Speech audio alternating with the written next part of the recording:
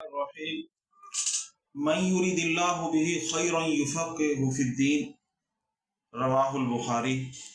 حضور نبی کریم صلی اللہ علیہ وسلم کا ارشاد ہے کہ رب تعالی جس انسان کو بھلائی عنایت کرنا چاہتے ہیں اسے دین کی سمجھ دیا کرتے ہیں۔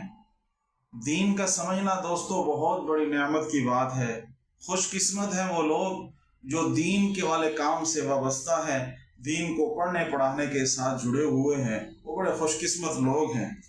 اور ہر مسلمان عاقل بالغ کے لیے اتنا دین سمجھنا لازم اور ضروری ہے کہ اسے پتہ لگ جائے کہ یہ چیز حلال ہے، یہ چیز حرام ہے، یہ چیز جائز ہے، یہ چیز ناجائز ہے۔